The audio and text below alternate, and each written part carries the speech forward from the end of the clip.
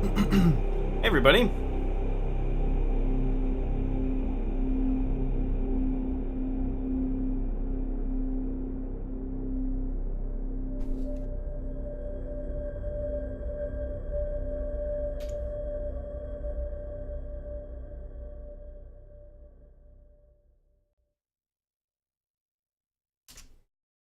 Hey, thank you for the subscribe, Monsieur.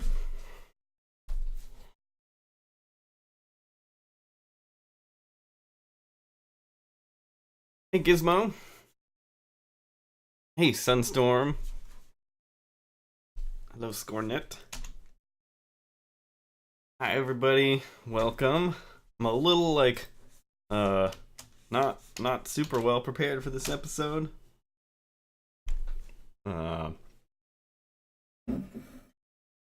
But still got plenty to show.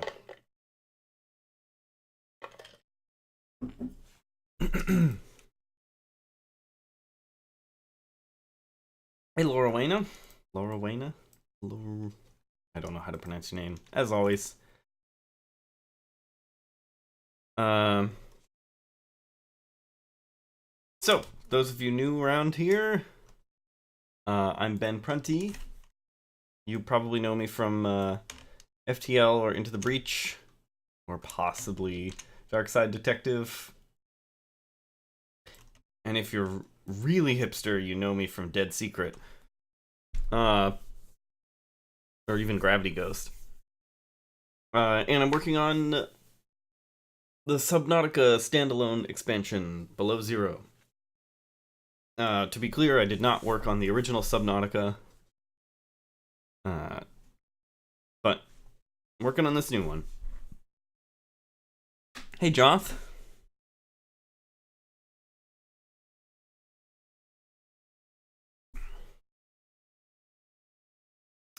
Well, let's take a listen to this piece that I've been working on. It's pretty much done, but I'm thinking of making it, splitting it into pieces, like layers, and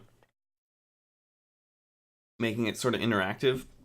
So this piece is not for Glacial Basin, even though that's what it says up there. Let me change that.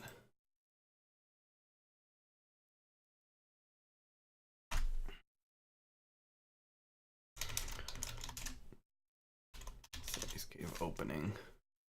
So this piece that I've been working on the last week, is for the very beginning of the game. You walk into an ice cave and there's a large bit of alien tech inside. Actually, I can show you a picture of it.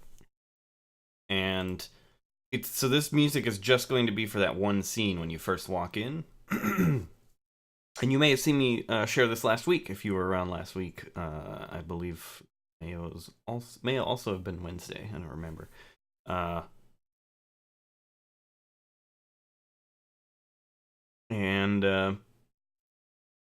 But since it's like one specific thing, a specific event, I was thinking of making it into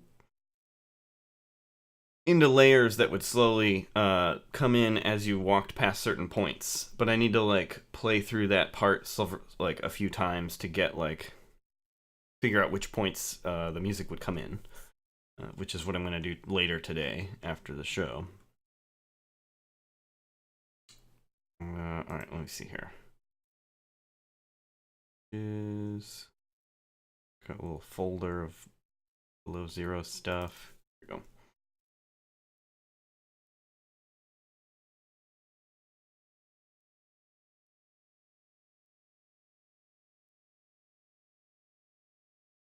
Here we go. This part. So this is what the music is for. You walk into this cave, you come around a corner, and you see this. And it's very cool looking. And so, here's music for it.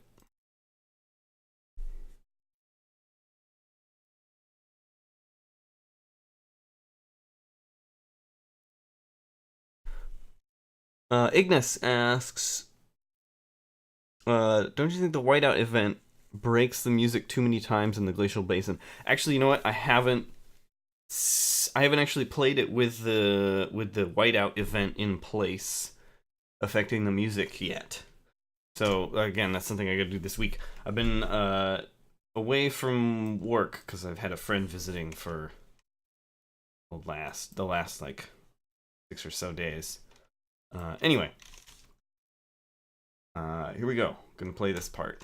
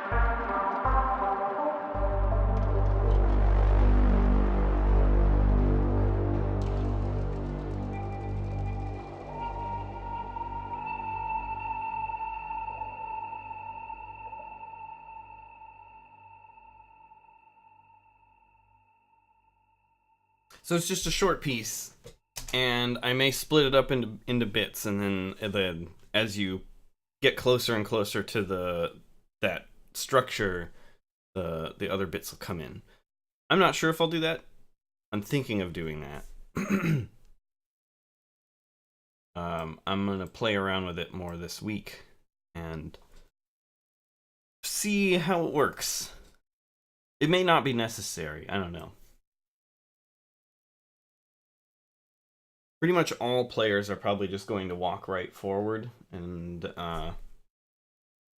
just keep moving until they get there, and not necessarily like stop and look at other things or turn around and go back or something. So it may not be really necessary to split it up into pieces. I don't know. Hey Thermobite, and hey Beat One. Thanks for joining.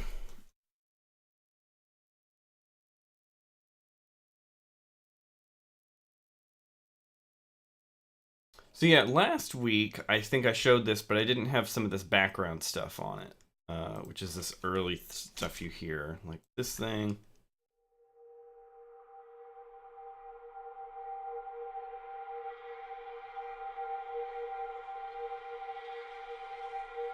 And this thing.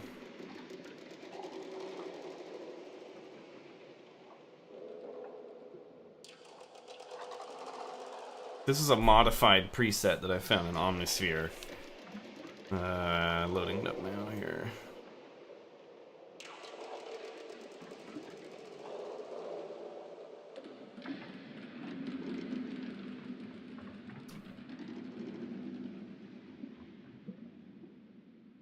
It sounds pretty cool, and I added, you know, the huge reverb to it. And this is different reverb than you hear from the rest of the game, because I wanted to make it have a different quality since it's not underwater.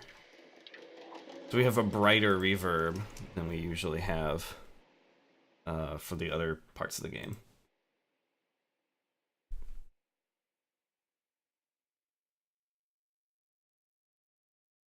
Joth asks, do you have any general advice or general tips for making ambient music? Um, yes. Let me think of some. uh, First of all, you want messing around with reverb is really important. Hey, Ms. Dope Sauce. Uh, you don't necessarily want reverb, like tons of reverb all the time, but it can add a lot to your ambient pieces. Second, filters. Filters are super important. Here, let's I'll just load something up and we'll play around with it, and I'll take like a normal instrument and give it this very like atmospheric quality. So let's load up Omnisphere because I love Omnisphere.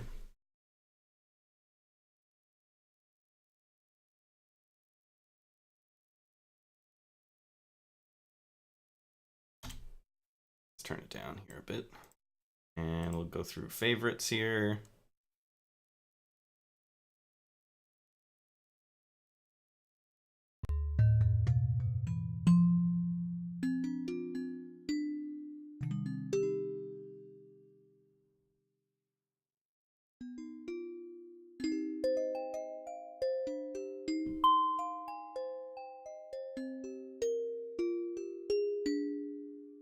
Oops.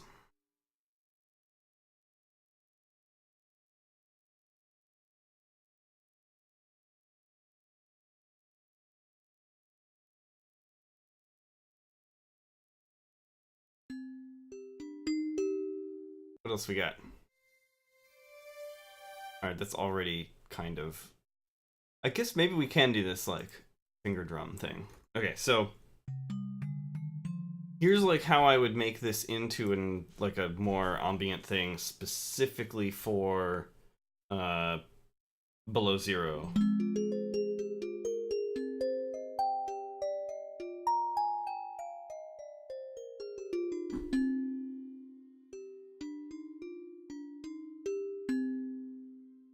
Cool. Thanks for joining in, Miss Dope Sauce. What is the white machine just off screen? Oh, this thing. This is a chord bot. I don't use it all that much. It's a MIDI controller specifically for making chord progressions.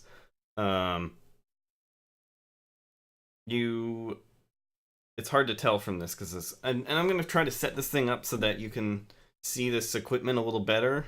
But it's got keys here, and then these are different chord types. So you have like 7th, major 7th, 9th, all of these little buttons, and then you can tell it to play those different chords, and then you store them up in these. These are like shortcut keys, and then you can kind of like mess around with them to try different chord progressions, and it's actually pretty fun.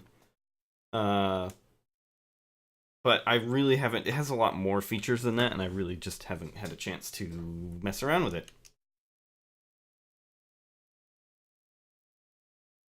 All right. So we've got our instrument, right?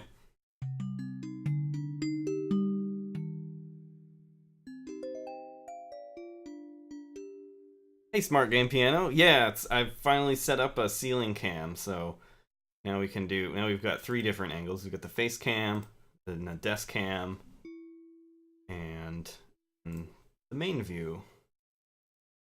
So I'm gonna try to set it up so that the desk cam is a little more visible, like it'll zoom in.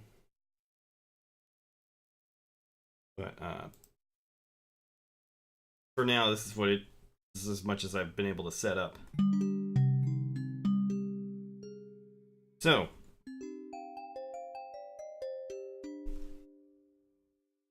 filters are super important if you want to have like kind of an ambient or like atmospheric effect. So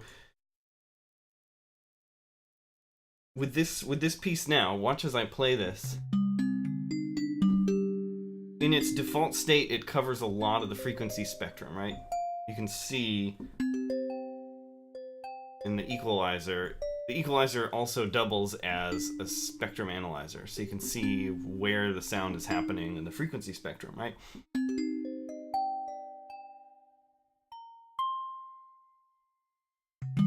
It's all over the place. And in particular, it's in this range here between like what is it, 100 and 500. We can actually like pre-mix this and make it a little bit like easier to hear by just turning that down a little.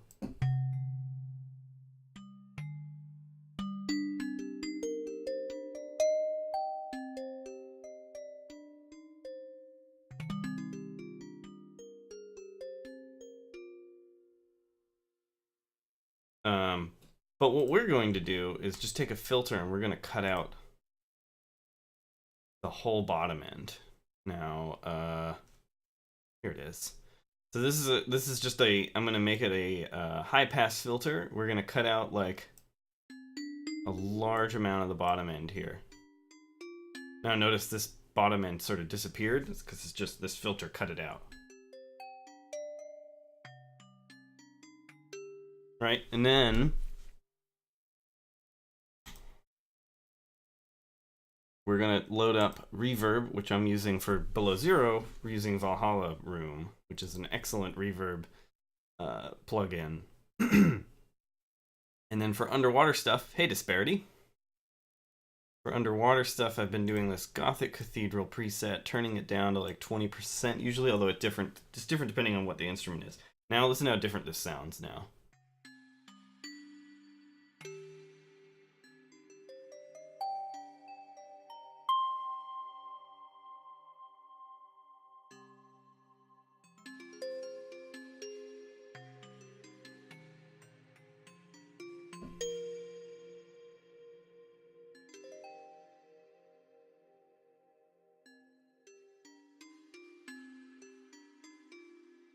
So now, what was just like a simple thumb harp is now this really interesting, like,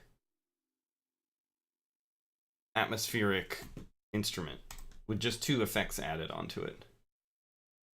We can add other things too, like I can put a delay on it.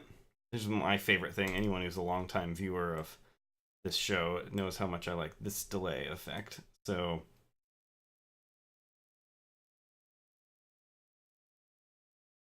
turn the mix down a little bit.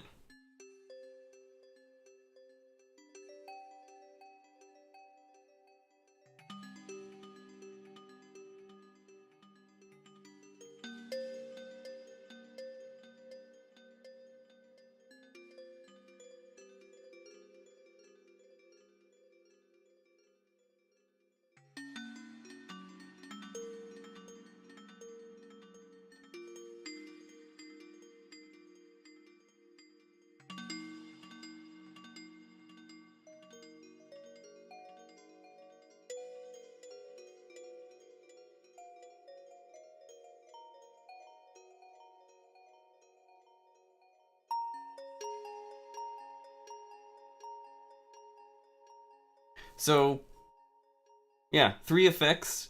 A normal instrument becomes this sort of fascinating sounding atmospheric thing.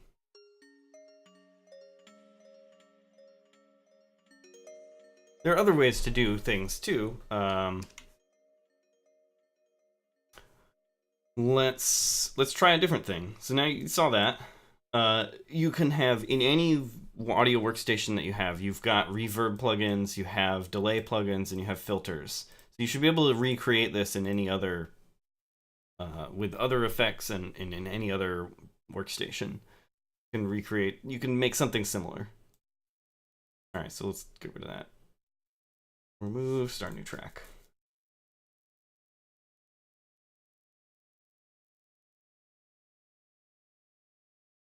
Hey, Pretzel. All right, we're gonna try a different style or a different idea for like an ambient piece. So let me see here. Let's do.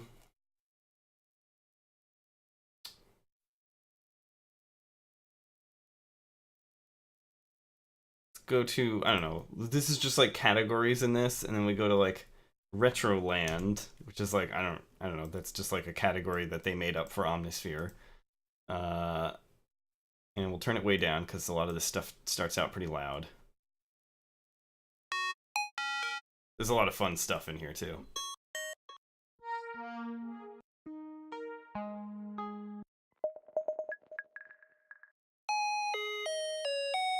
That's really fun.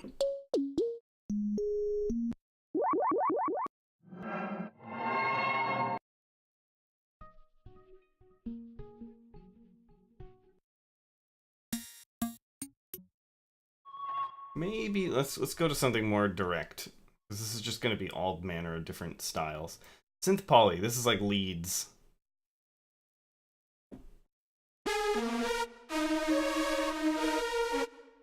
This might be cool.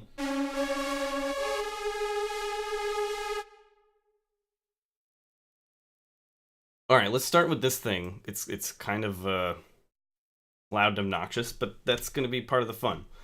So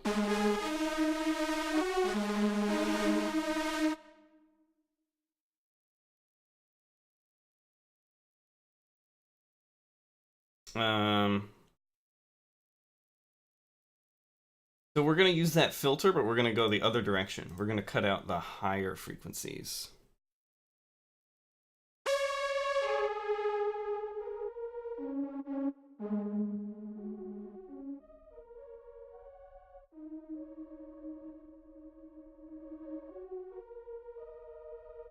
And then we want to make it a bit more like a pad, so I'm going to actually go into the instrument itself. And I'm going to increase the release. So when we let go of the key, it keeps going for a while instead of just stopping.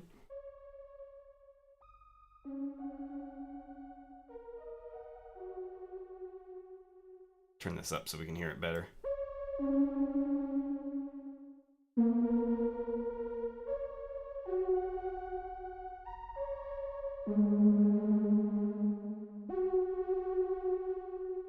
And maybe let's increase the attack time too, so it actually doesn't start very quickly either.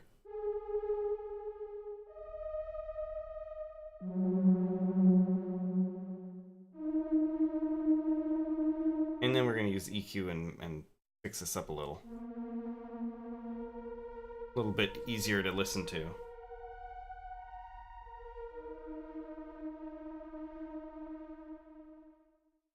We might even...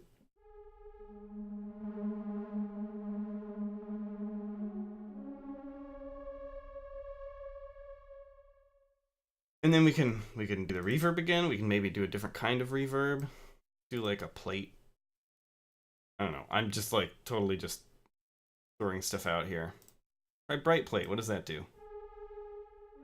You might not even really understand.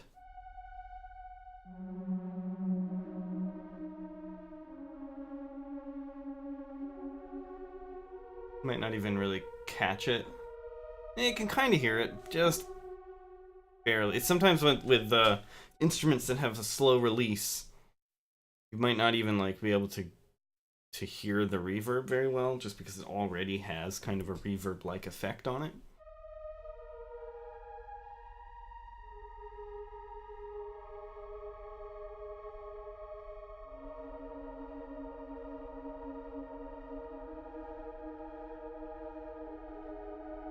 So now we've got a cool, like, ambient sort of pad sound. We can keep messing with it until we have, like, exactly what we want.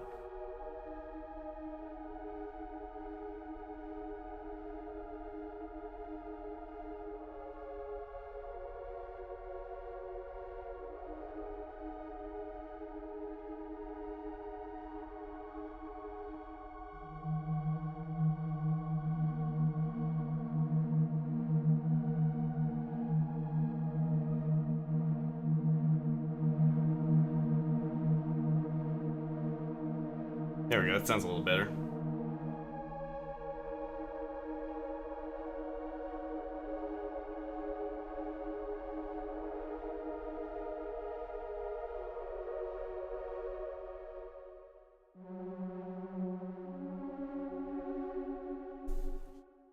I should have kept the other instrument, huh? So we could like play them together.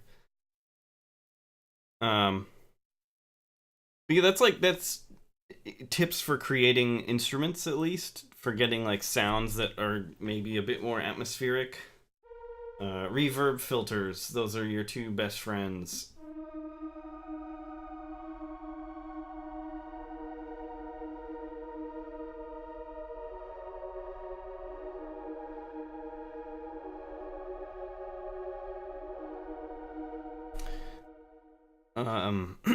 Excuse me.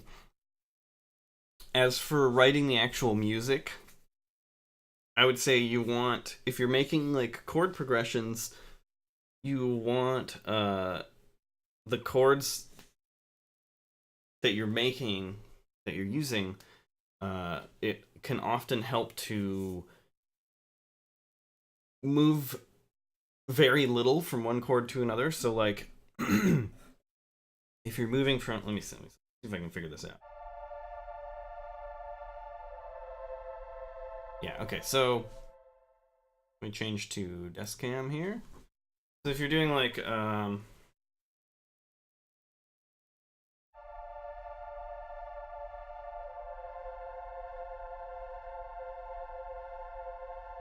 so like here's like the most simple example, which is like, I'll move my hands like this so you can kind of see it better. Like this is the a D minor,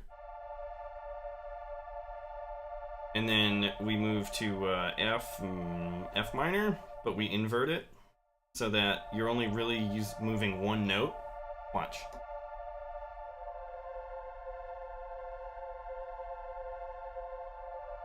So there's some movement there, but it's not much, and so it keeps that like kind of ambient atmospheric quality because it's not like it can stay in the background a little better.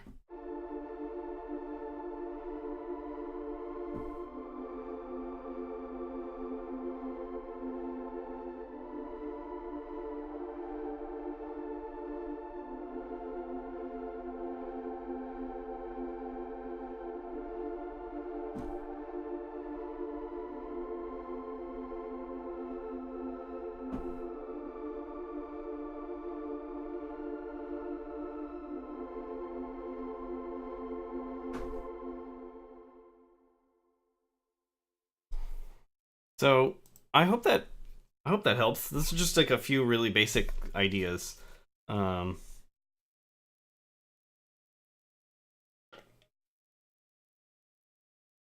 the other thing is maybe keep your melodies slow.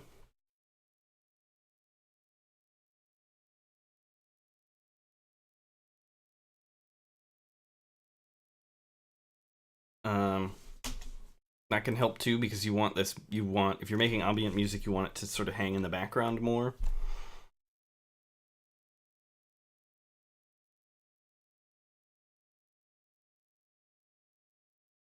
Uh, I'm not super great with music theory. It's entirely possible that uh, you know more about music theory than I do because I'm all self-taught and I didn't actually take any like classes in music theory or anything. I got a lot of info from books, but oh, did I do F major and I didn't? Oh, it is an F major. You're right. Anyway, so let's listen to this again.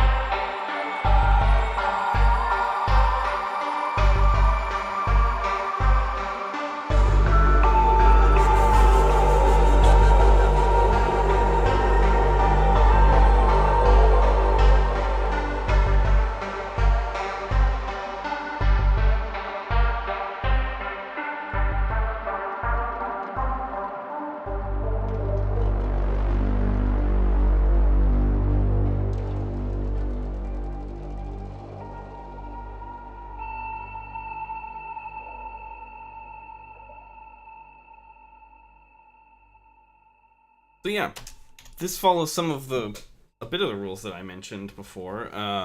There's a lot of reverb, and it doesn't move. There's not a lot of like chord movement or changing of scales. The melody's very slow.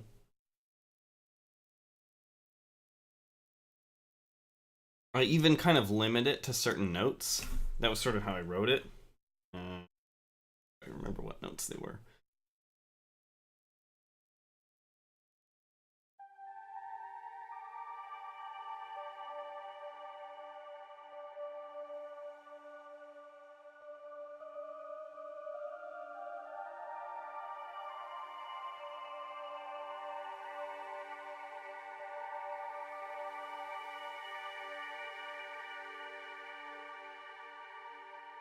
Um, well, you can kind of see here. Like, there's not. It doesn't even play a lot of different notes on the scale. It like limits itself to a few notes. Um,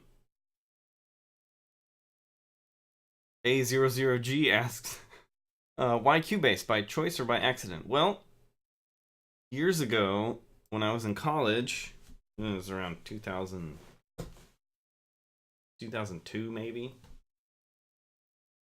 The game musician Hesper Kidd, who wrote he wrote music for Assassin's Creed and a whole bunch of other games. At the time, he had written music for MDK2, which was like one of my favorite game soundtracks. And he had a website that had a little forum on it where you could ask him questions, which was wonderful, and sort of like that. That's sort of like an inspiration for this whole live stream. It was so cool that fans could like go on his site and ask him stuff. And I asked him what he used to make his music, and he said Cubase, and I was like, all right, sold. And that's what I chose, and I've been using it ever since. Now I use it because I'm really good at it. Not necessarily because it's better than other workstations. Most of them, they kind of all sort of do the same thing.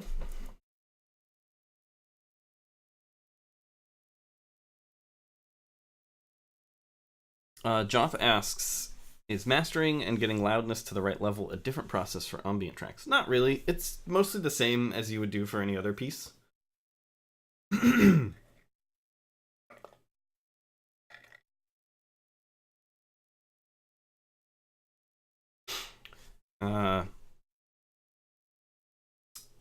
It's still mixing and mastering is roughly the same process regardless of the genre.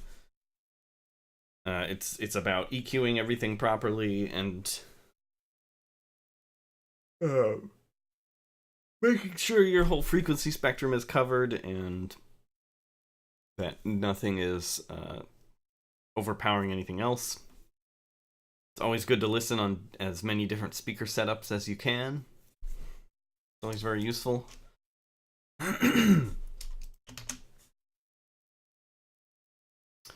So, would you like to hear different pieces, or do you want me to do sort of a deep dive into the instrumentation on this one?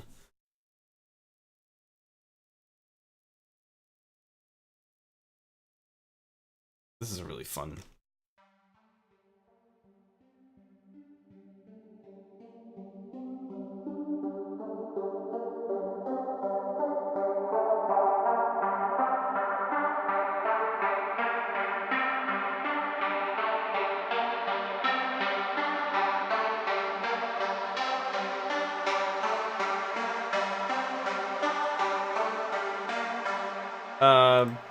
Yeah, both is an option. We can do sure. We can deep dive into this one. This is the original instrument that sort of started the whole track. Hey,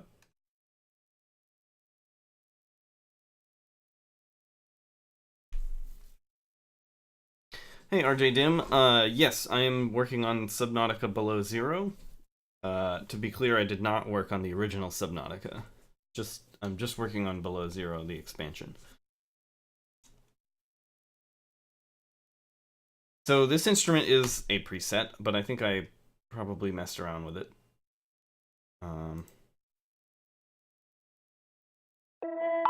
It's a very funky sounding piece. Wow, why is that so loud right now?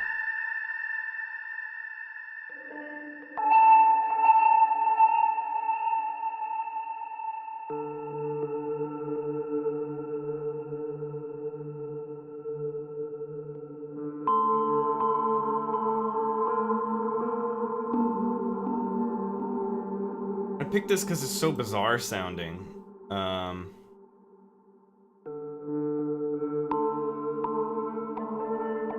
But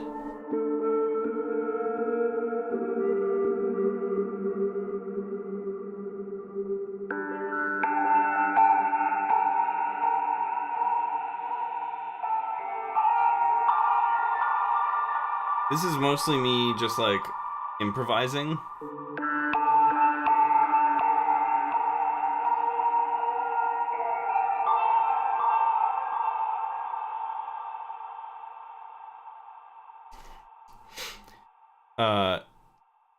And it's super weird, but it's also kind of hard to understand what notes are actually being played. Like it's hard for your brain to like parse the melody from it because it's so odd.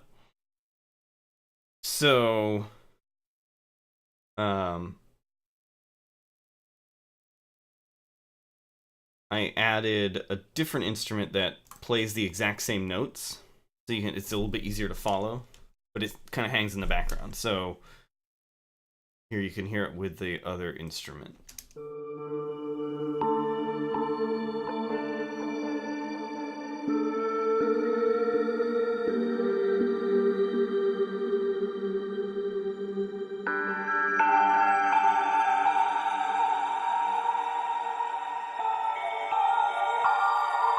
And here's that backup instrument just by itself.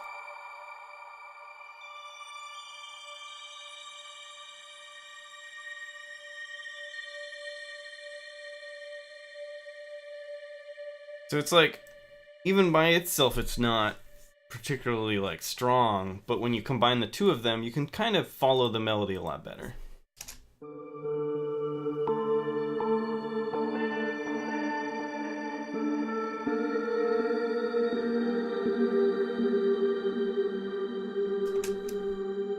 So that was sort of that was the start of this track. And then I added a bunch of other things. We added things to make it sound more like Below Zero, like to fit the rest of the soundtrack. So then there's this bit that you probably remember from Twisty Bridges and Deep Twisty Bridges.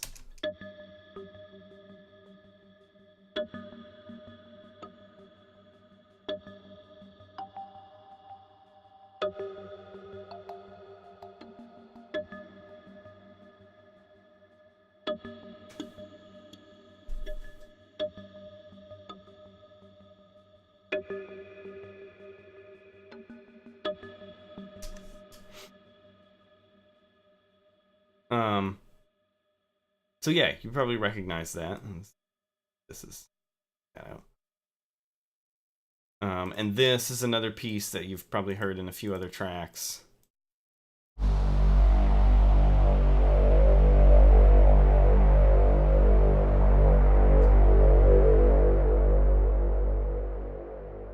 And then this was specific for this. This is also a preset, but I put a bunch of effects on it.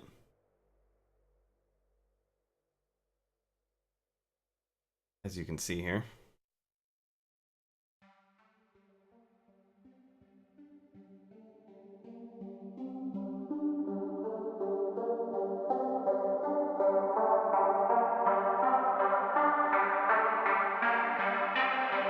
So this is a fairly basic synth. Let me bypass all of the inserts here. Can I do that? Yeah. This is what it normally sounds like.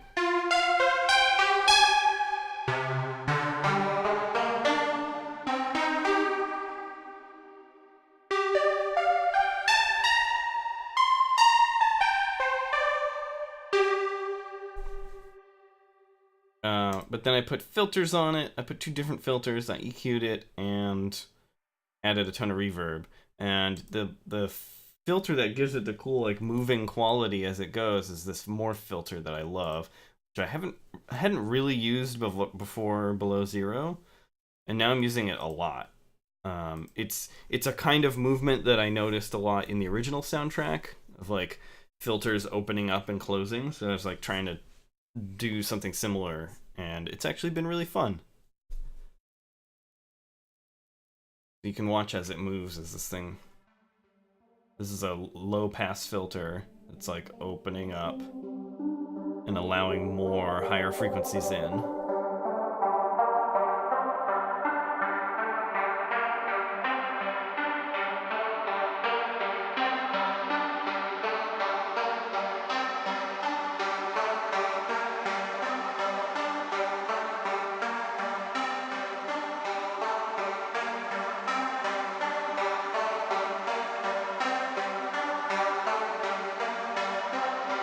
And then it closes back up again, real slow.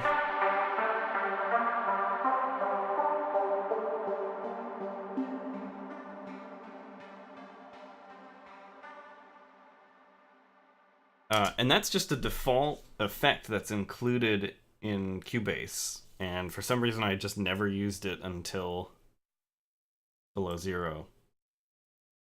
But it just like totally fits the style of Subnautica like really well, and you put it on synths and you can get all this like wonderful texture. Billy Jimson asks, would you normally find a sound and then style it around that, or come up with a composition first and then find a sound for it? I do a little bit of both. I do a lot, however, I do a lot of the like I find a cool sound and I'm like, oh man, this would be awesome or something, and then I try to like build something around it. That does happen a lot. But I also will just sit down with like sort of generic instruments. Sometimes I'll sit down with just like a sine wave synth patch and maybe a pad or something, and I'll just play around trying to find an interesting melody. And sometimes I'll sit down with my guitar and play that, or like use the chord bot and like play around with chords.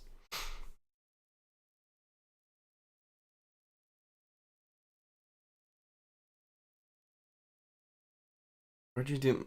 Ask, are you ever going to use that odd clicky echolocation sound effect found in the first OST, like in the main theme in Below Zero? I think I know what you're talking about. Let me recreate it.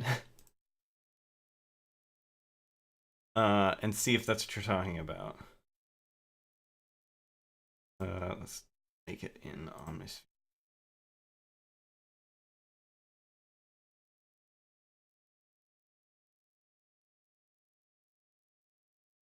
Joth asks, is there processed vocals? There are in this one, but it's not very prominent. I might change it up, change the mixing around. There's a bit of it right here.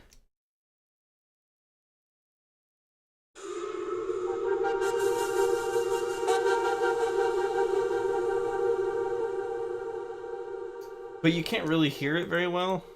I gotta mess with the...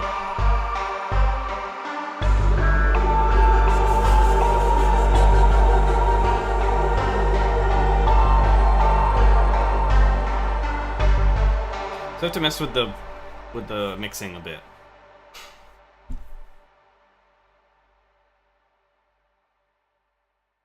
King Octavius asks, do you ever use your guitar in your final in-game stuff, or just to experiment with riffs? Also, what kind of guitar do you have?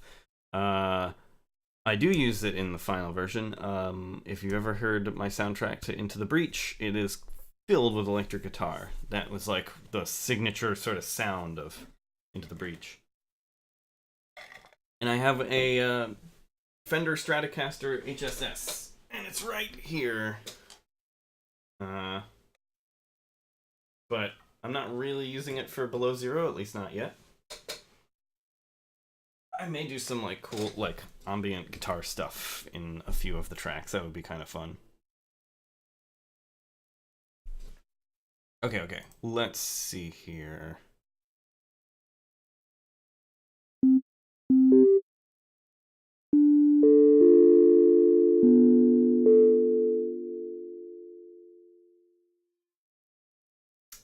Whoops. Synth noise. Yeah. Oh. Filter.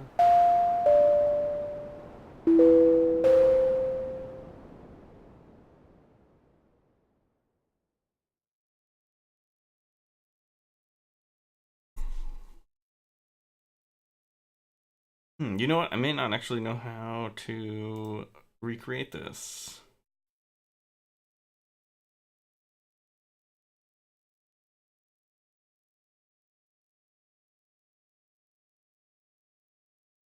I could do it. There was a particular instrument or a synth that I had where I could kind of make that sort of pinging echolocation sound, and now I can't remember how to do it.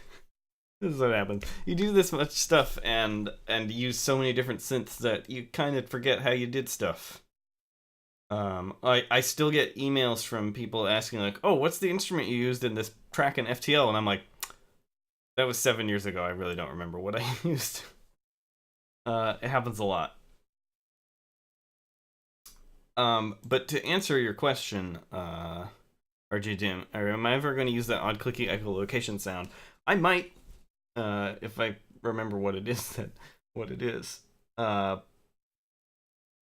I'm definitely not ruling any element of the original soundtrack out.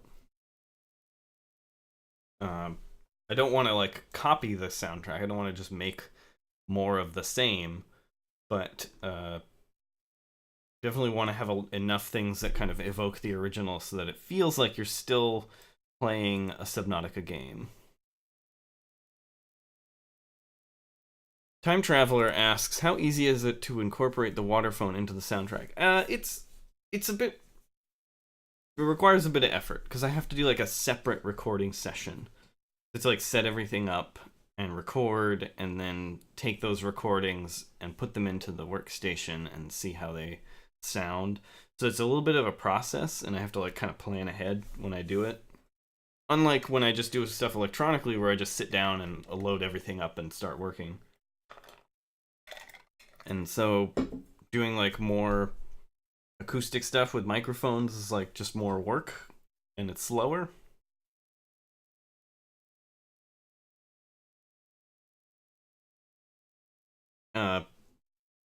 But it's not as hard as it could be, I suppose.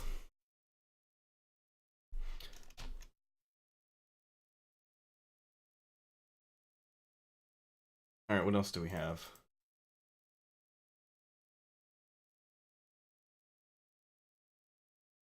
Oh yeah, and then the ambient bits that we added. I guess we went over these. We have this like this synth, which I think I didn't really do anything. Yeah, this is just like a preset that I didn't change much.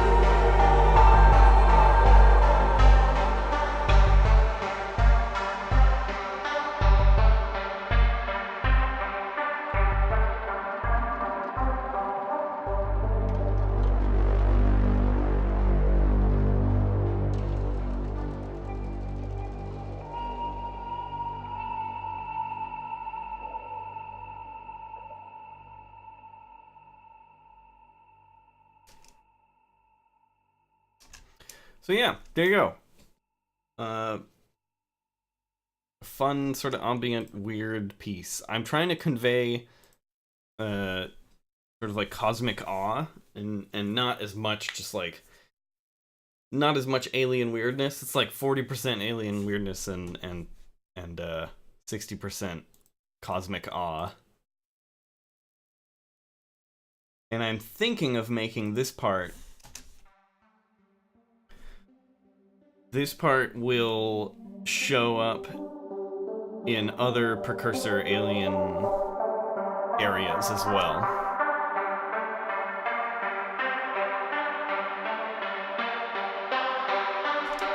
Like, that will be the theme that gets carried onto other tracks that are related to the precursor aliens. Like, that will be, keep showing up. It'll be a recurring element, I think.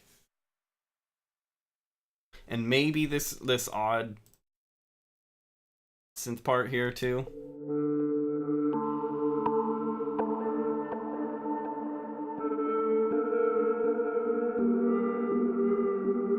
I think these two pieces together, let's hear them by just the two of them.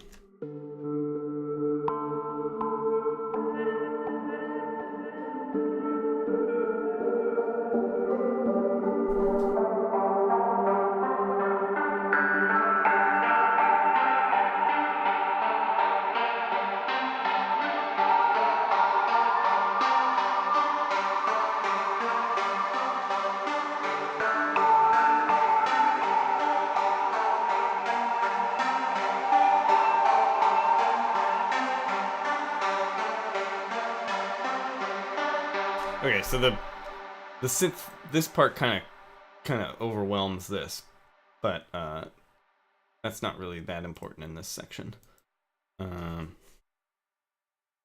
Hey, Alley Catnap. So yeah, weird precursor alien base, sort of an ambient piece, cosmic awe. Let's listen to it one more time, and then we'll move on to another piece. Where is that image?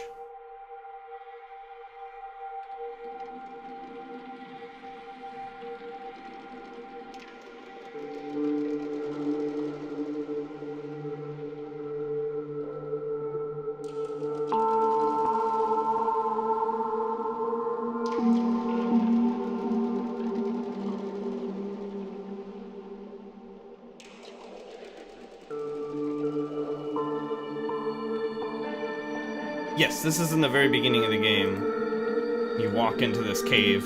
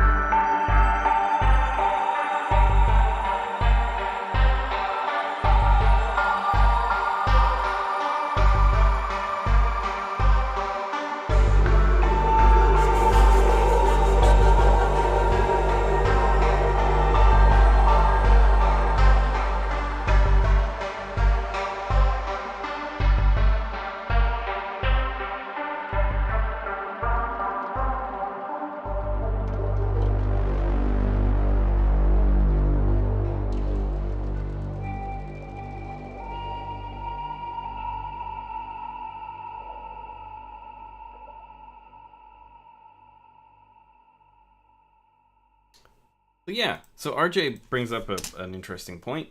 I hear they are redoing the opening, however. Yeah, and so the original plan was to like make this. My original plan was to make this sort of like a dynamic piece, and so I chop it into like layers, and then those layers would add on as you got further into the cave and got closer to that big structure. but I'm not really sure what we're doing with this opening right now, so I'm not gonna commit to that just yet. The piece sounds good as it is, so, and like I came up with a lot of good ideas, and so I may restructure it, or may just use it as is, or may do some kind of dynamic thing. I'm not really sure yet.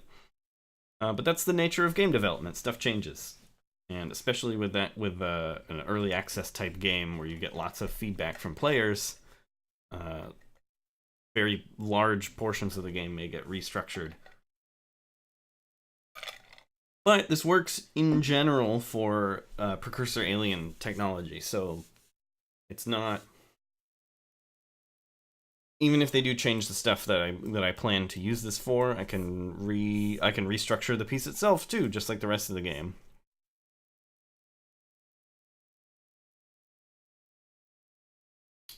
Which is a kind of a new thing for me, because although I have done rewrites in the past, I've never worked on an early access game before, and so players wouldn't really hear the music until it was all, like, the game was all finished. And so this is interesting, where I'm like throwing pieces into the game even before they're done, and so like players hear an earlier like version or an unfinished version of a track, and then I like update it later, and that's kind of a new experience for me, and it's interesting. RJ Dim asks, "Are you doing anything for the storm?" So we've talked a bit about the storm. We're not really sure what we're gonna do with it yet. I wanted the music to kind of fade out when there's like a whiteout kind of storm, just to make it more unsettling. But maybe, I don't know, maybe I gotta play more with it now that everything's in place and functioning. And see how it feels when you're in that particular part of the game.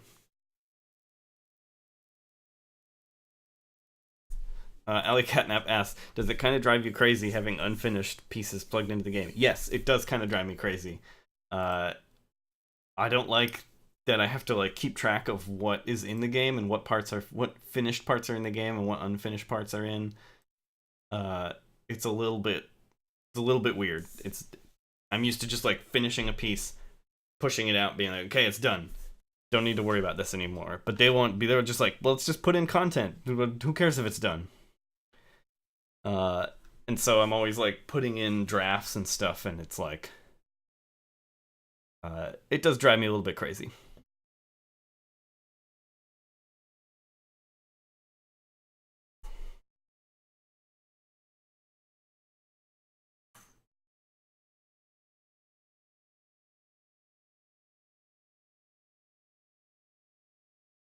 RJ Dim asked, "Did you do the awesome piece in the recent Snow Fox trailer?" Oh, that's right. That's something I didn't share last week because I didn't want to spoil it, because I knew the trailer was just coming out like that day or something, so I didn't want to uh, give it away. I thought it would be better if everyone first heard it in the trailer. So now I don't care about spoiling it. So let's pull that up, because that should be fun. Let me see here. Experiments.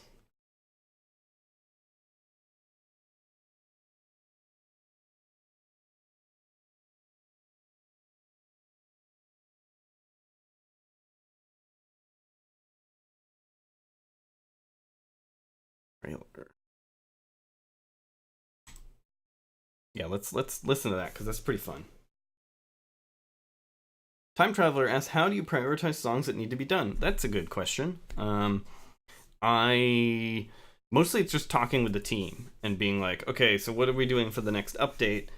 What should I prioritize? And we sort of like come up with something, a few pieces, and then I look through like my list of everything that needs to be done. That's something we can do for a show sometime, if this sounds interesting. It's not as musical, but it's like project management. I have this whole spreadsheet thing that has every track listed and what state it's in, what needs to be done, where it goes, and then I sort of organize that different ways to show me like what's being worked on. I can like show a different view of this of the spreadsheet where it's like it shows me what I'm currently working on, what pieces are unfinished, what pieces are finished. And then I have like a way of prioritizing. That might not be very interesting, but I know a lot of people ask like how I keep track of projects. I mean, I can look. Wait here, hang on. I probably have it up already right now. Let me see here.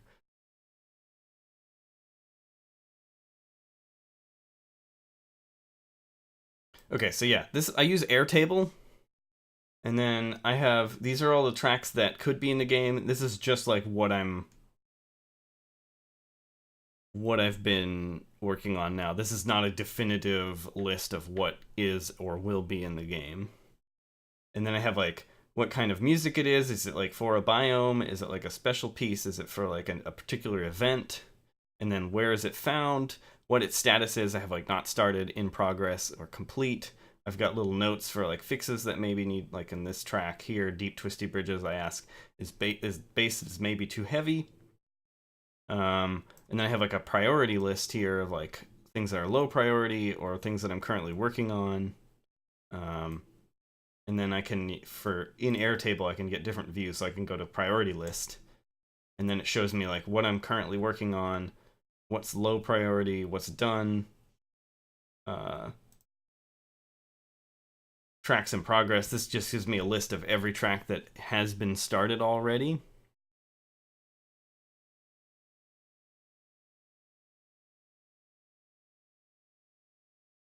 But yeah, this is how I keep track of everything in the project.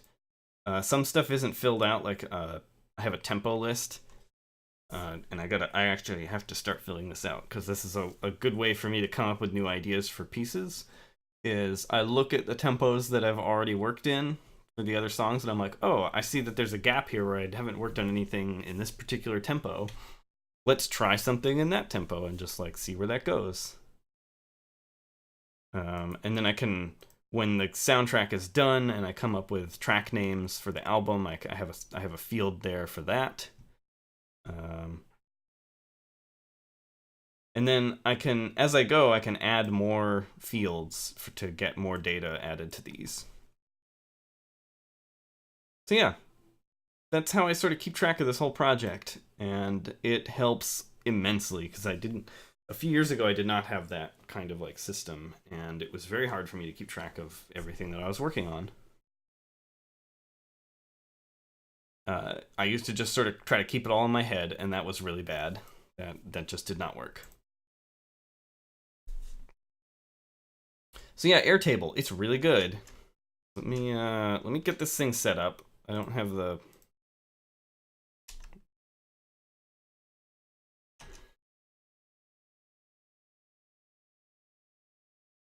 Let me just make sure everything's working.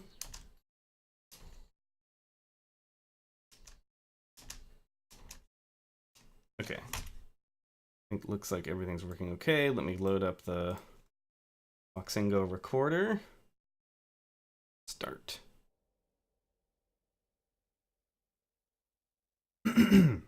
Okay, see you later, Joth. Thank you for joining. Also, if you guys have any questions about my spreadsheet system, feel free to ask. I'm happy to answer. I've been thinking of doing either like a Twitter thread or a video or something about how I like manage my projects, because man, it can make things a lot easier to have that set up. Okay, so this is music for the trailer. One of the team members was putting together the trailer, and sent me a message saying, "Hey, do you have any music for this trailer?" And I asked, "Well, what kind of music would you like?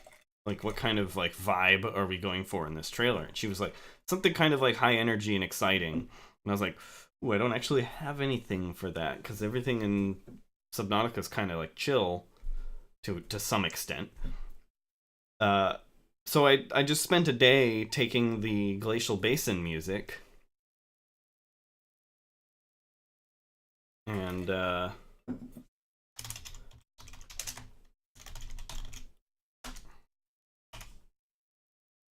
and made this out of it. So have a listen.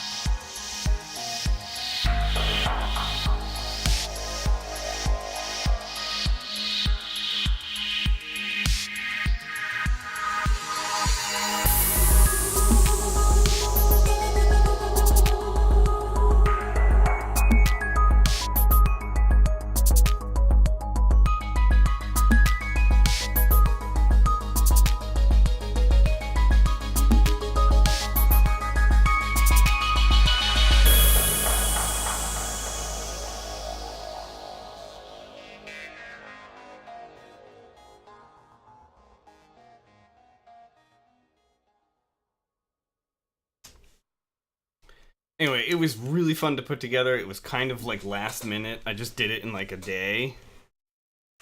And I was trying to put together some sounds that would remind you of the original soundtrack a little more like blatantly. Like the side chaining.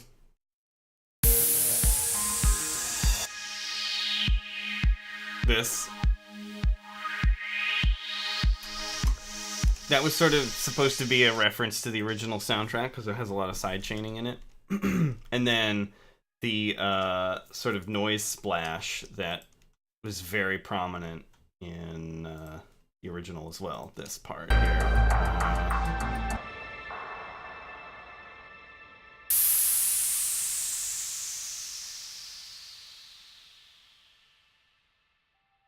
That is like in the title music of the original Below Zero, there's like noise splashes. I was trying to recreate all of that, and while like making this sort of remix of the Glacial Basin music, which you may have heard in previous live streams. Excuse me. And yeah, it's a lot of tracks. It's a very complicated piece for being only a minute long.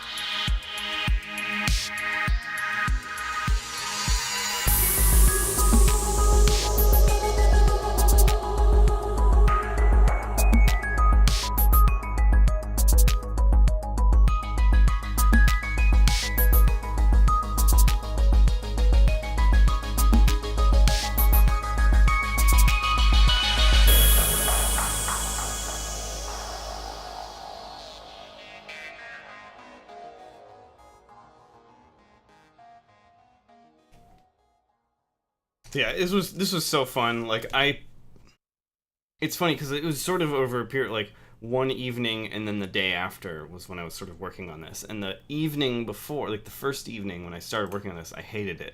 And then the next day I loaded it up again and I was like, oh, this isn't that bad. I could probably turn this into something cool. And then like I kept editing and adding stuff, and eventually I really liked it.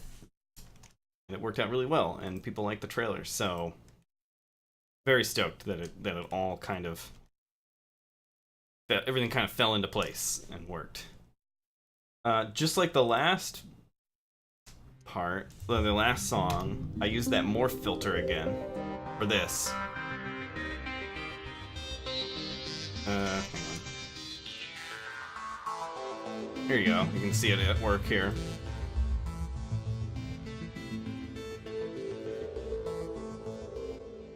Try that again. You can see it better here.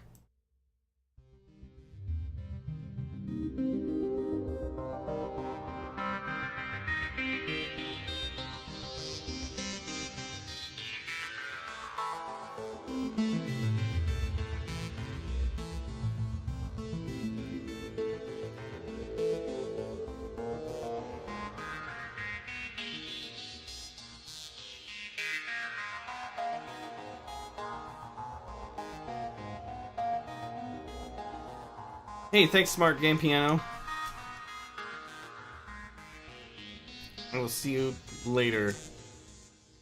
So yeah, that is that part. Yeah, that more filter is very cool. I can't believe that I never really used it until now. But I feel like it totally fits the sort of heavy electronic vibe of Below Zero. Let's see what some of the other instruments here. We've got this thing. Just sort of an icy kind of pad. It's got a heavy filter on it to take out any low frequencies. So as you can see, there's nothing happening in the lower frequencies.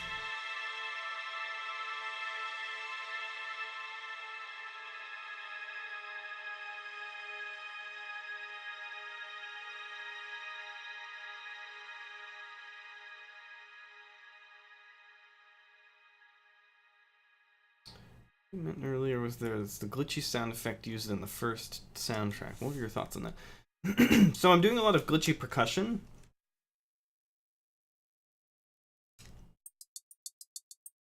It may not actually be in this particular piece as much.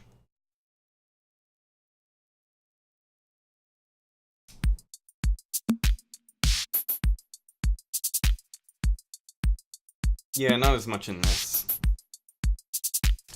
But a lot of the other pieces do have kind of a glitchy element, which is something that I am trying to do with this soundtrack to kind of match the old one. You'll probably recognize this from other tracks in the soundtrack too.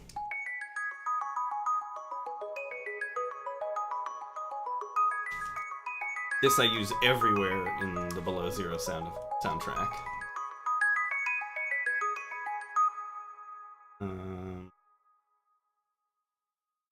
I don't actually remember what this part is. Oh right, this is the part that gets sidechained.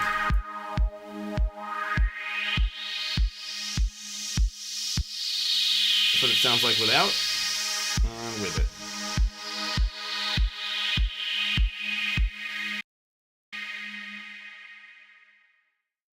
And this is that synth that you will recognize.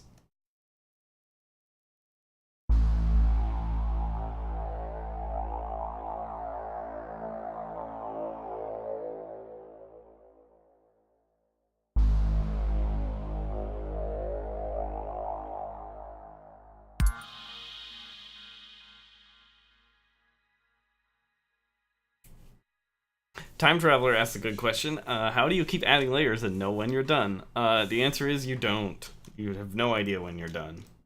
It is very hard to declare when a piece is done. It's something you just have to like... you just have to learn through practice. Making lots of tracks. One way to kind of like teach yourself to declare when something is done is to give yourself a deadline. And tell yourself, I have to be done with this track by this day or whatever, this time. And, you know, it may be a week from now or 2 weeks from now or something. And you just stick to that deadline, and you will figure out when it's done. Yeah, and if you keep making stuff under a deadline, it will help you.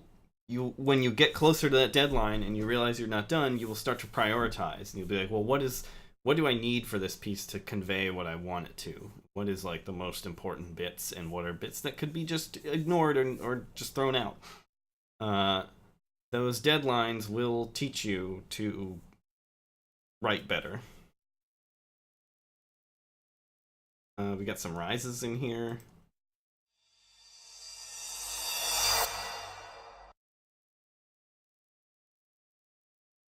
You know this knocking ice thing that I put in a lot of parts of the soundtrack.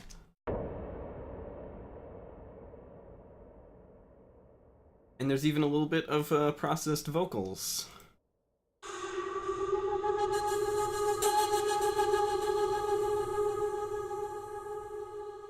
And I don't know what this is, I don't remember.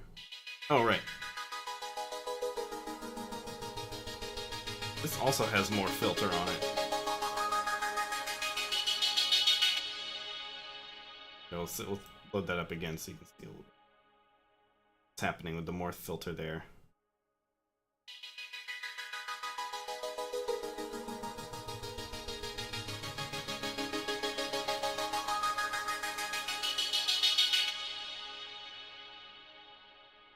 You got some tension built in with the chords. Hey, Sultanis. Yeah, that knocking ice thing. I'm so happy that I found this and sort of put it together.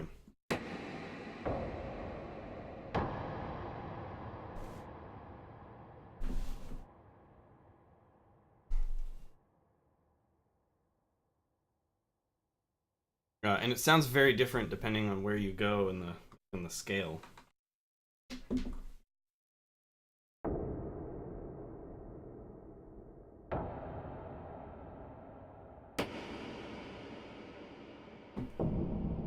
Go like really low. Like it sounds great all across the spectrum.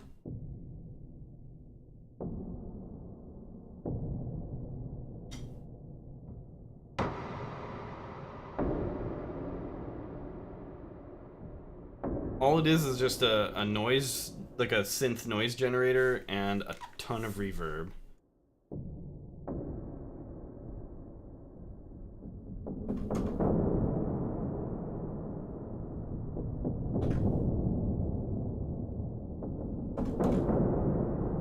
Really fun.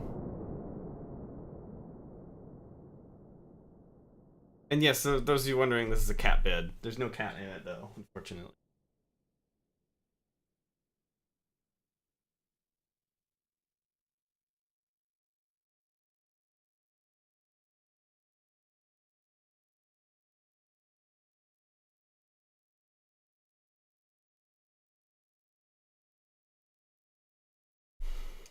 I don't remember what this is.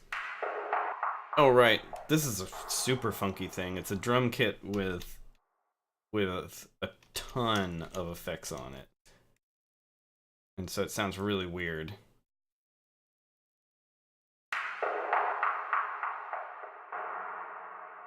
It's just like a clap sound from a drum kit, and then I put this movement effect on it. And so it does a ton of like delays and filters, and it's kind of bonkers, but it sounds cool when it's done. You know, let's listen to the whole thing again because it's really short. It only takes like a minute.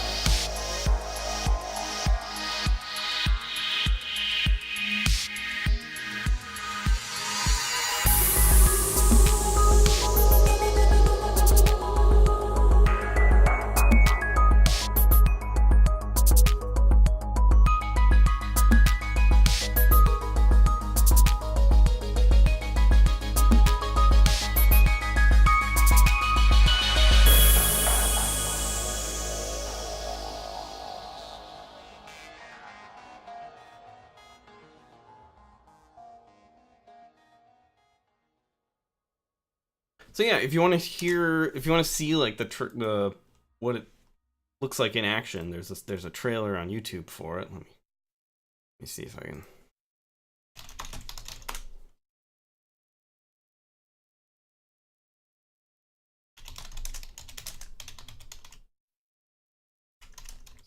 Snow Fox trailer, maybe?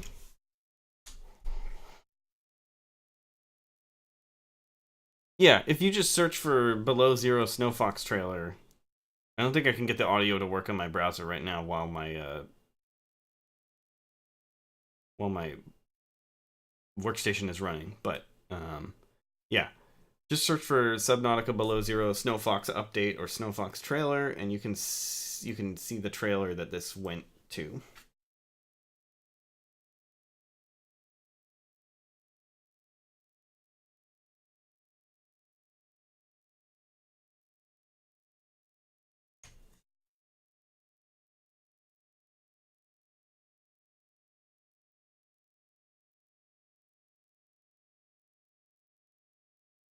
All right, let's load up a different piece. What else do we have?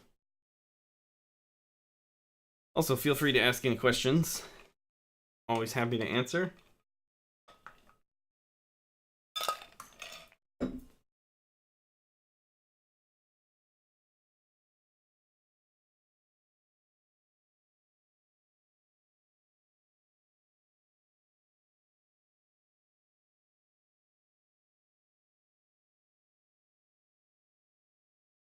Let's see here.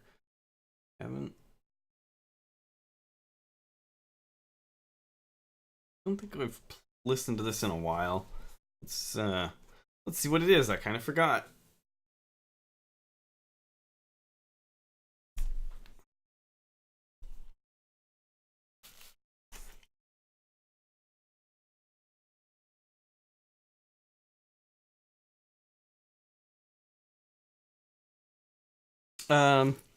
Sultanis asked, any games you would really like to make a score for? I'd really like to do like a straight up horror game. And I've done the two Dead Secret games, which are essentially horror games, and that was really fun. But I'd love to do that, and I'd love to do something more character based. I used to say I would love to do music for like a JRPG, like something in that kind of style. But now I realize what I'm really saying is that I want to do something that has like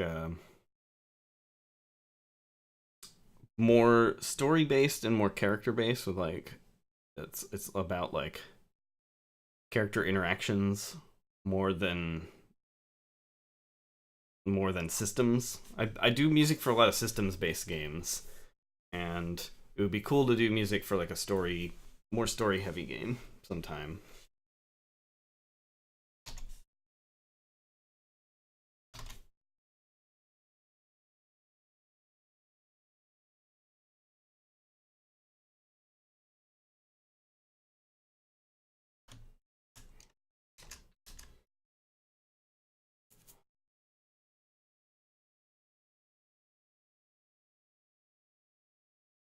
All right, let me see here.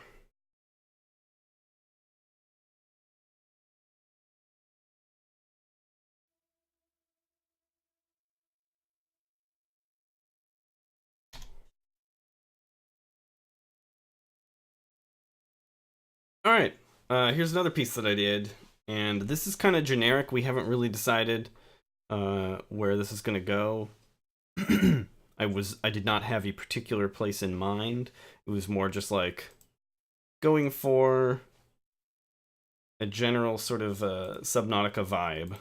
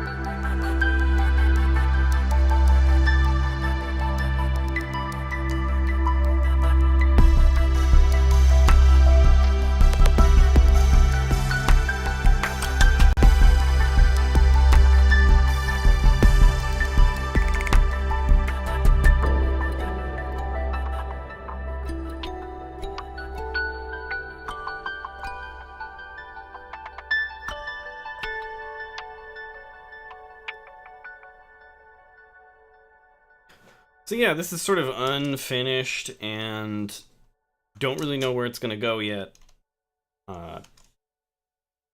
Just sort of making something that sounded interesting and could go in a lot of places. And it will probably end up being like serving that purpose where it goes into sort of the playlist of various biomes, but it doesn't necessarily represent any particular one.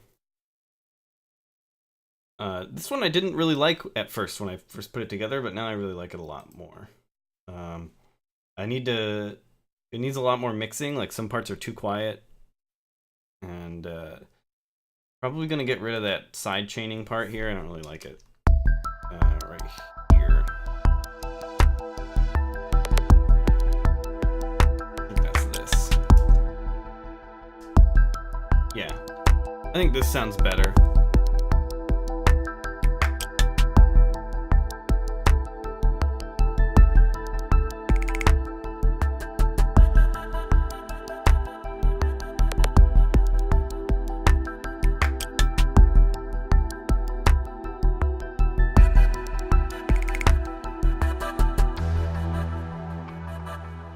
In fact, I'm gonna save that. No more side chaining part there. So, and like this part here, from here to here, is a bit. I think it's a bit dull. Maybe it's okay that it just sits in the background and not much happens.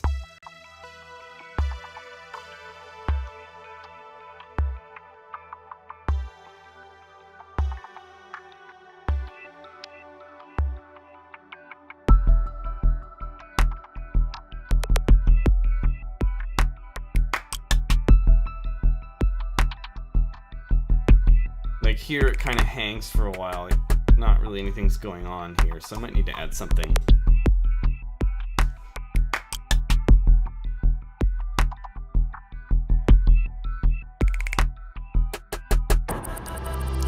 This whole part I like. This probably won't get changed.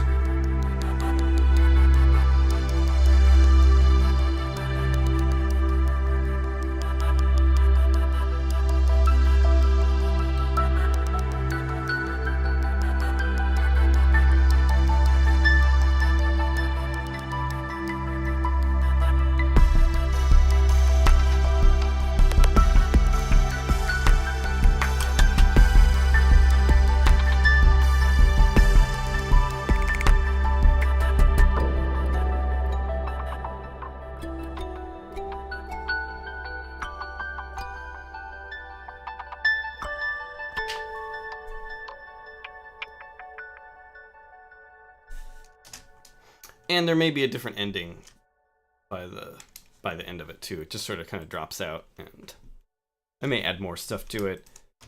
But yeah, that's sort of the nature of early access. Nothing's really finished until the game comes out, I guess.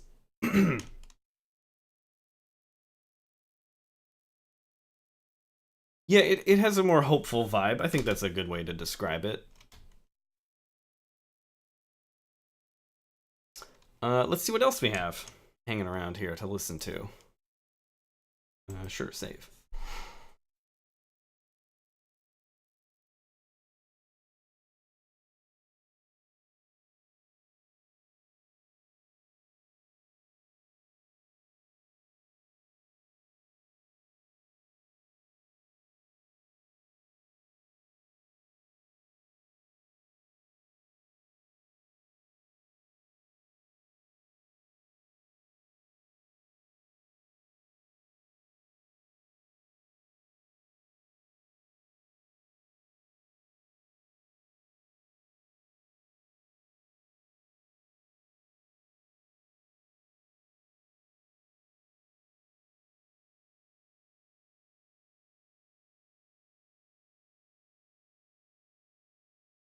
Almost got it here. Take a minute to load up.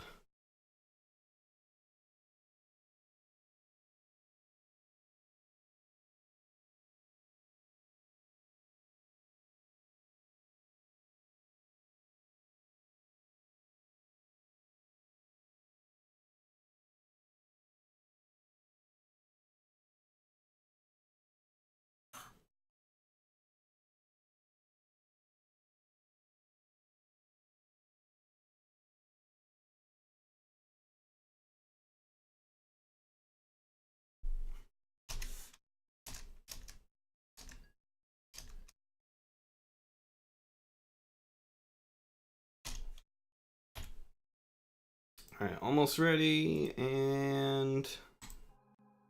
Okay, it's gone. Here, this is another piece. This one, again, I have no idea where this is gonna go. I kind of made this as an experiment and then forgot about it, and then loaded it up last week, and I was like, oh wow, this is pretty fun. Maybe I'll keep this. Some of you may have heard this last week. I think I shared it then, too.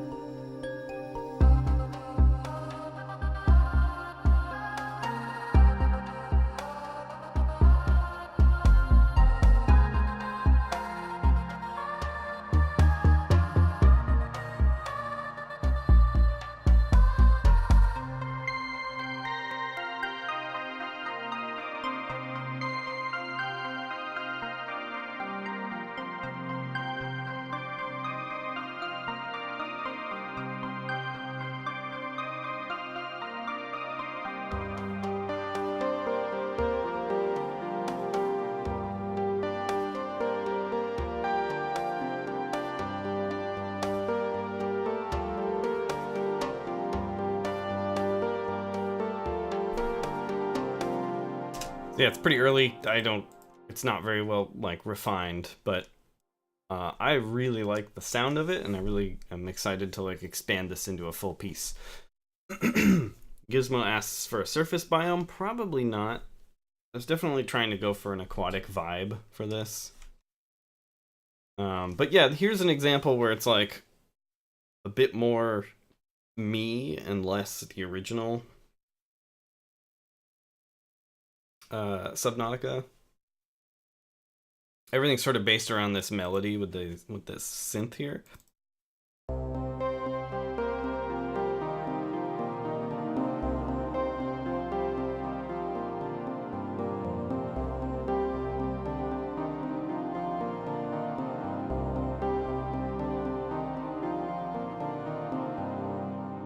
And then there's this part here too.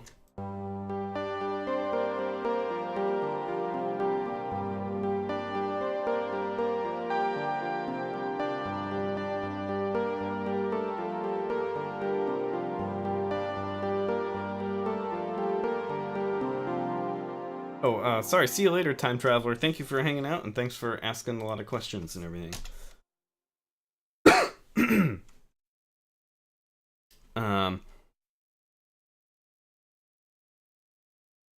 So yeah, this part was sort of half me improvising on the keyboard, and then like half going in afterward and like moving some notes that I thought were kind of awkward or didn't fit with the feel of it. And then the rest of it is, let's see here.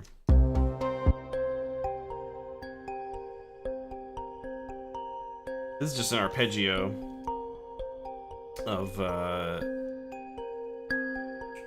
thumb harp, which is something that sort of shows up a lot in the original. And then we've got percussion.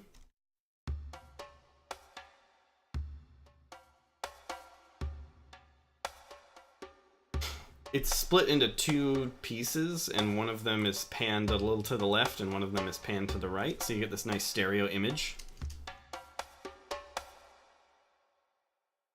And then there's a bass line that I wrote to go along with it.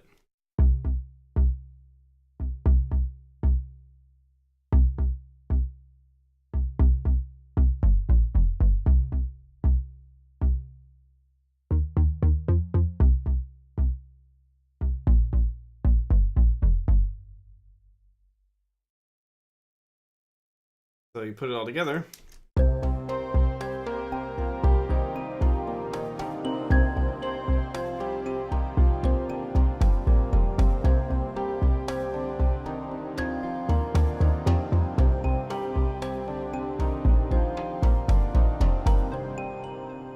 And then some of this.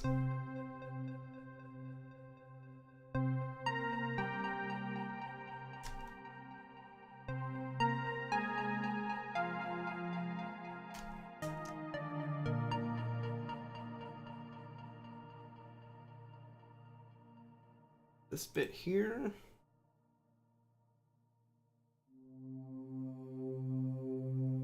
A pad to go in the background.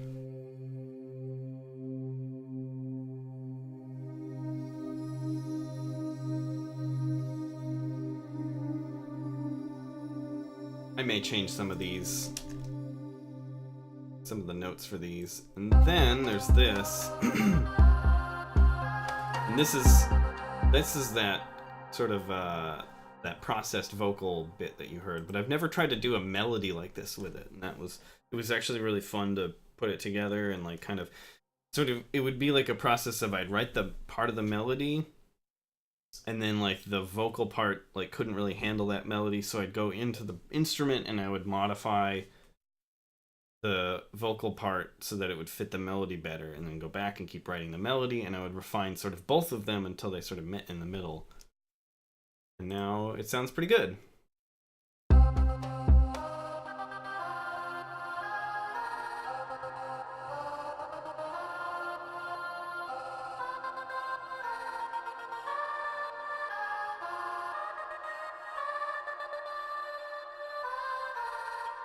Yeah, and it's a very different style for me. I've never really done anything like that before.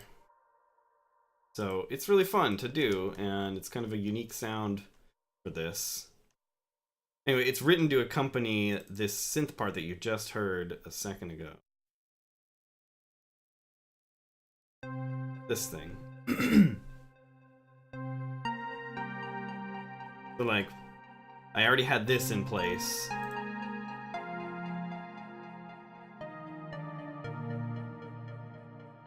So I wrote the vocal part to match that.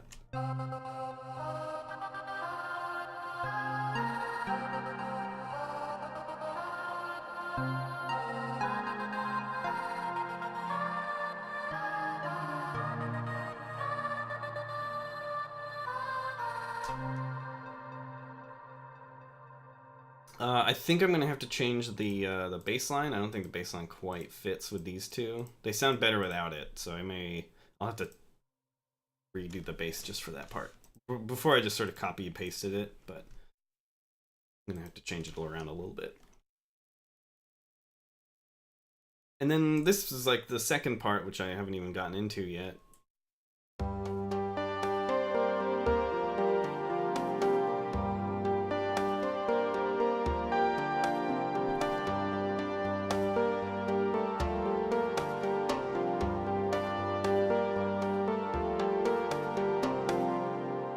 By gotten into yet, I mean I haven't written anything else to accompany that. So yeah, let's listen to it one more time, and then we'll load up some other piece you can hear.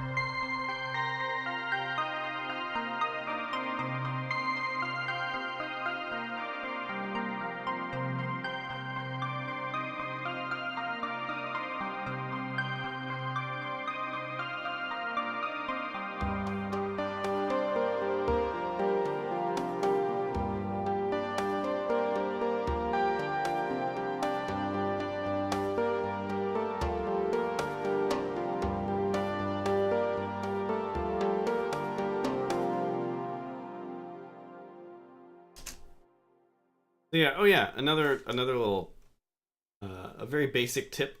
You can get a lot of mileage out of a melody by having different instruments play it.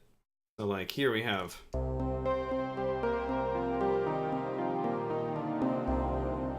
and then this other instrument plays the same thing.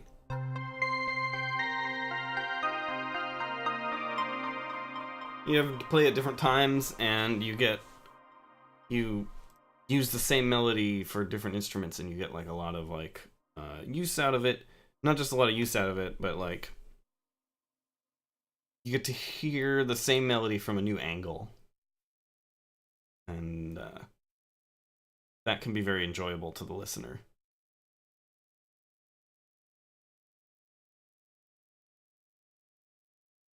Let's load up a creepier track.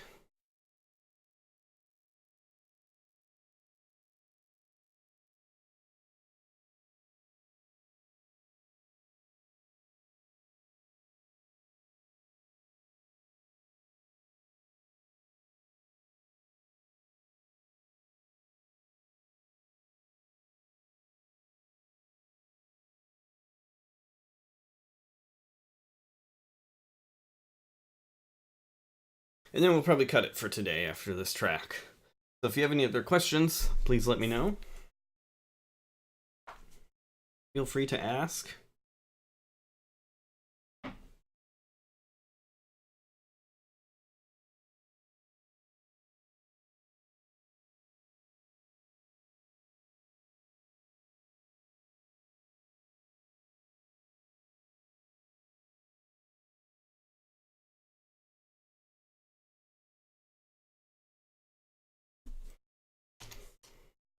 Can we get this set up here?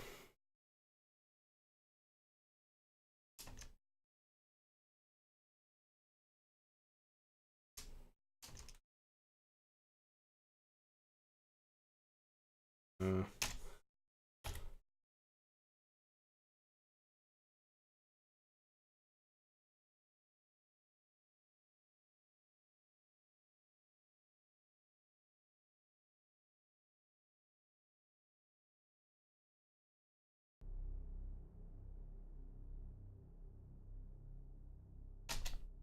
Alright, so you may have heard this in the very beginning of the show if you were here when I first started this today.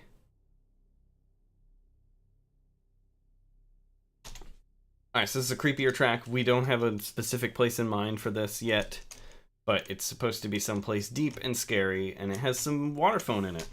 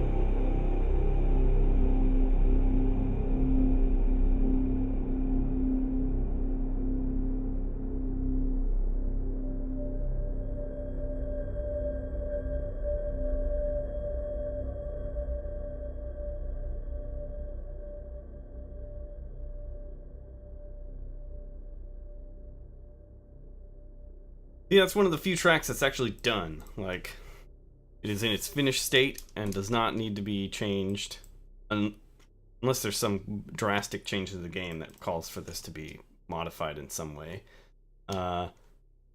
These green parts and this one yellow part here are all waterphone recordings, and it was taken from about an hour of raw material that I recorded that day. And here is all the raw material. It was a lot. And then I chose the best bits. I would highlight any bit that sounded pretty good. And then I took the best parts from there and like brought them into the track. My favorite part was this one here.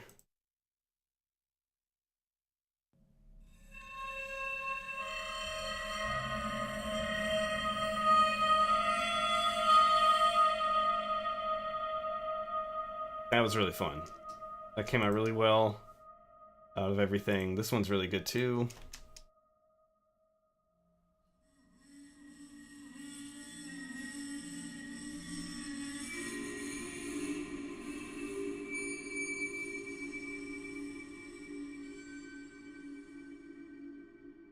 What's kind of fun with this is it starts out with fewer effects and then the effects are added.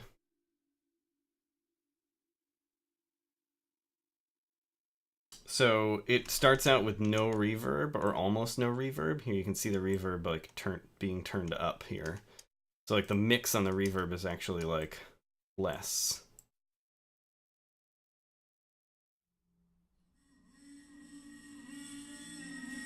So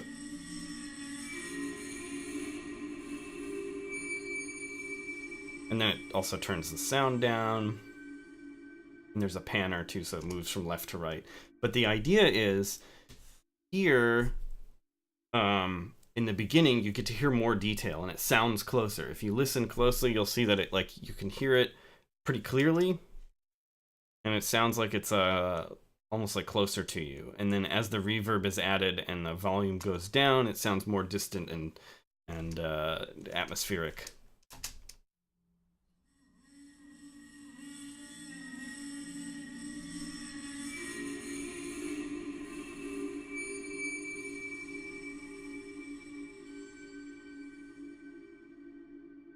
Here, if we bypass all the inserts, you can hear it without any of it. Maybe the volume too?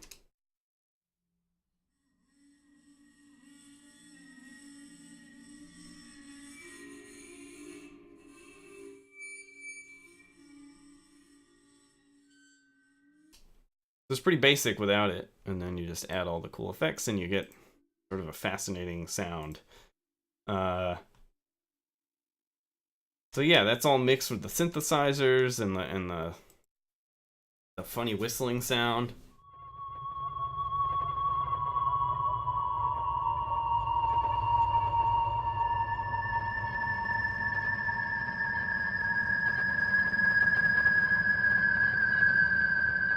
That was really fun, and I hope to use it somewhere else at least one other time.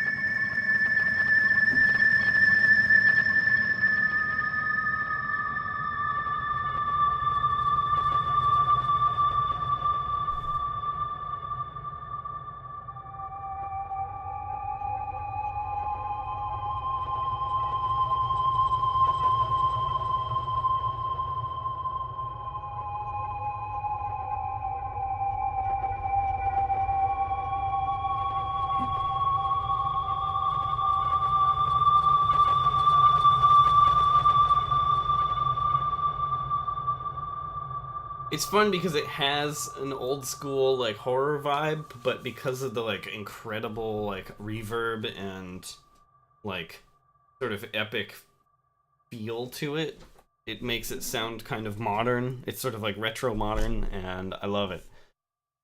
And so I hope I can use it in other pieces without it getting gratuitous.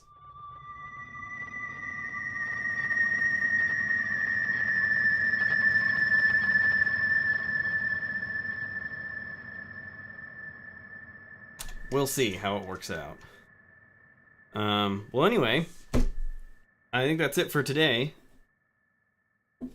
Thanks everyone for joining, stopping by, and asking questions. And I'll be back next week, Tuesday and Wednesday. I'll share new Below Zero stuff. Maybe we'll do some other things. I'm not sure. Still trying to like figure out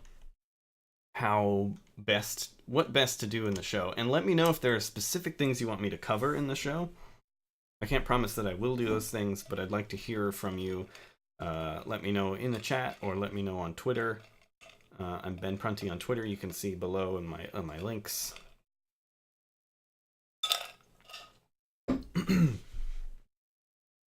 And yeah, I will see you all next week. Thanks, everybody.